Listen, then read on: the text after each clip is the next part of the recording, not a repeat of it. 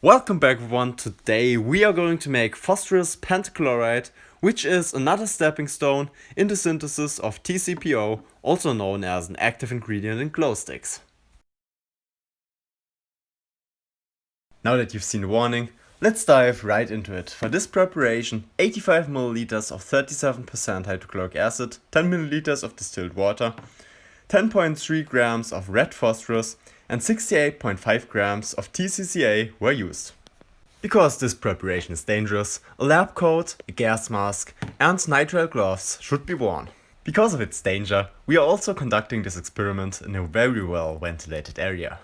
As red phosphorus is the calmest of all the reagents needed, I began by weighing out the phosphorus and adding it to one of those borosilicate burning tubes.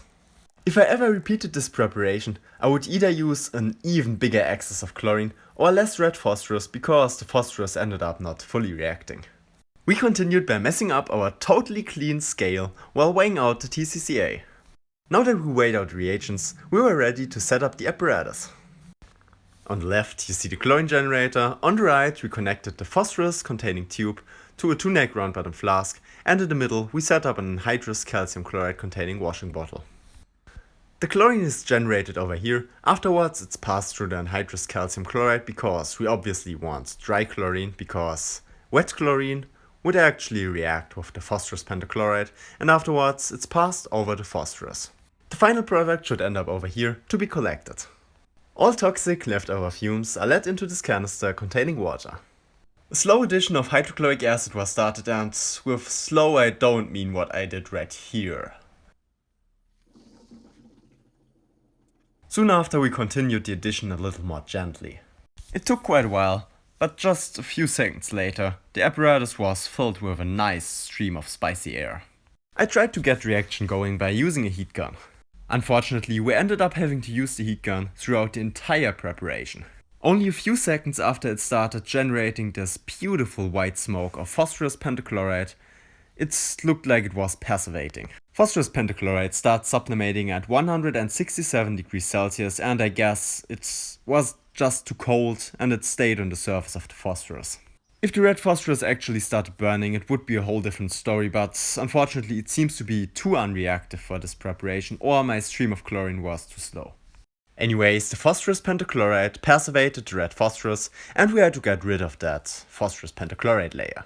Phosphorus pentachloride sublimates at 167 degrees Celsius. We made it sublimate with the heat gun. You can have a closer look at that phosphorus pentachloride. A lot of it settled in this 90-degree band. Pure phosphorus pentachloride has a white color. If it's impure, it might be slightly yellow. It's a pretty straightforward reaction. At first, the TCCA reacts with the hydrochloric acid to form cyanuric acid and chlorine gas. The phosphorus afterwards reacts with the chlorine to form phosphorus pentachloride. Phosphorus trichloride also exists, but we had a huge excess of chlorine gas, and phosphorus trichloride, well, it isn't favored during this reaction. This reaction tends to produce only phosphorus pentachloride even if we use less chlorine. This is phosphorus pentachloride sublimating. At first it sublimates straight from the wall because you don't see it melting at first, and afterwards the rest just falls off.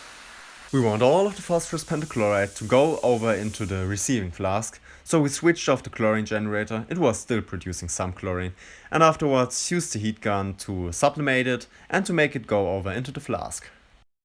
The heat gun turned off after some time due to some temperature control thing, so I first used a small Bunsen burner and afterwards a big Bunsen burner to sublimate the phosphorus pentachloride.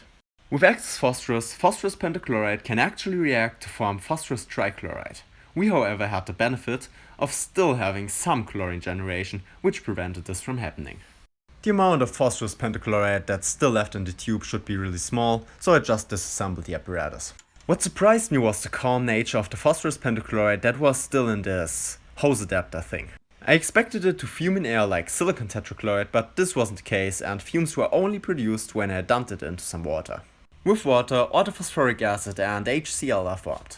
This reaction is exothermic and generates a lot of heat, and some hydrogen chloride might escape as a gas. A few sources told me that it can react with water explosively, but I had to neutralize it somehow, and I ended up dumping the apparatus into some water pretty slowly. Every now and again it hissed profusely and released hydrogen chloride gas. Because I didn't want to inhale any of that, the gas mask was still warm. Some of the phosphorus water mixture from the tube was transferred to a can afterwards, and I might recover the phosphorus from it. We ended up transferring some of the phosphorus pentachloride to a vial, which is from my compound collection. Most of it stayed in the round bottom flask, which will be used for making oxalic chloride, and some of it was transferred to this bottle. Here's a few facts about my Tcpo preparation.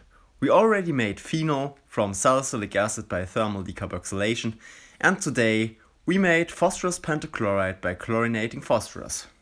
The next step is to chlorinate anhydrous oxalic acid to form oxalic chloride, and later on to chlorinate some phenol to make trichlorophenol. Lastly, we are going to react both of them to make the Tcpo.